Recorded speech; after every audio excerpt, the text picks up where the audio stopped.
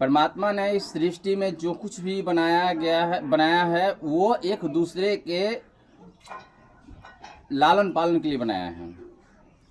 जैसे सबसे पहले देखा जाए तो इस सृष्टि में जिंदा रहने के लिए आहार की जरूरत होती है। कोई भी वैसा जीव नहीं है जो आहार नहीं लेता हो। आहार का मतलब होता है एक दूसरे को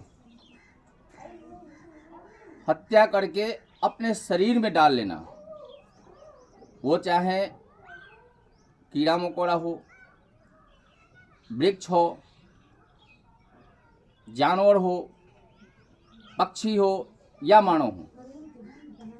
एक जानवर भी है, उसकी क्षुधा तृप्ति के लिए किसी को हत्या करना वो अनिवार्य समझता है। जैसे बाघ है, शिकार नहीं करेगा, वो खा नहीं पाएगा, जी नहीं पाएगा।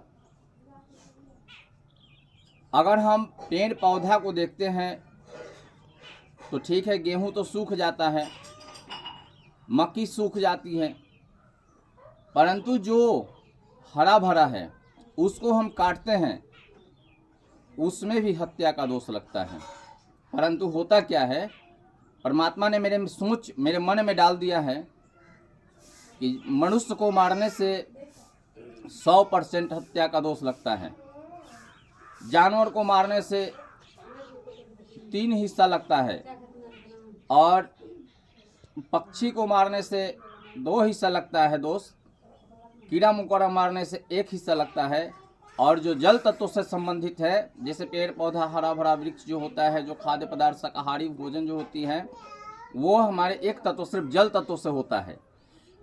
इस तरह से जो हमारे ज्ञान में मिलता है, जो संसारिक पुस्तक से, जो संसारिक नॉलेज से मिलती है, उससे पता चलता है कि जो हम शाकाहारी भोजन करते हैं उसे एक अंश हमें दोष लगता है, परंतु लगता है।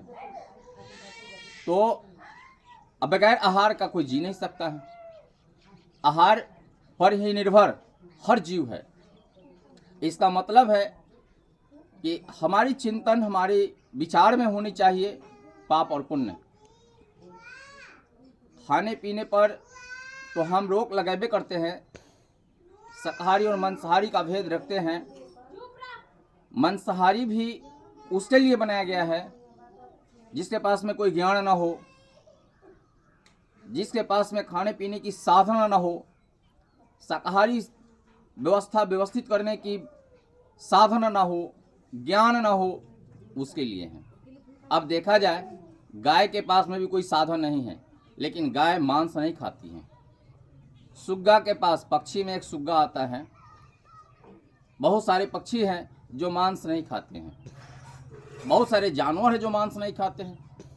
उसी प्रकार से मनुष्य में भी कई एक प्रकार मनुष्य हैं जो मांस नहीं खाते हैं, और बहुत सारे मनुष्य जो मांस खाते हैं। बहुत सारे जानवर हैं जो मांस खाते हैं, बहुत सारे पक्षी हैं जो मांस खाते हैं। तो खान पान की भेद जो होती है वो स्वयं पर निर्भर होता है। हमें किसका दिल दुखाना है, किसका नहीं दिल दुखाना है, सब परमात्मा के हाथ में है, और परमात्मा सब कुछ बना डाला है। यह मृतलोक का ये लीला भूमि पर हम लोग लीला करते हैं, अपना लीला प्रदर्शन करते हैं। अब हमसे पाप होता है या पुण्य होता है, भली भांति जानने वाला एक परमात्मा होता है। बस अच्छा कर्म करते चलना है, प्रयास यही करना है कि हमसे किसी का दिल ना दुखे, हमसे किसी को नुकसान ना हो। नहीं तो परमात्मा कहते हैं कि नुकसान करने वालों को पहले मैं आगे बढ़ा देता हूँ, फिर उसके बाद में उसको दंड दे करके उसको समझाता हूँ। हम लोग को समझदार बनना है, क्योंकि हम सबसे श्रेष्ठ मानव जीव हैं, और मानव सबसे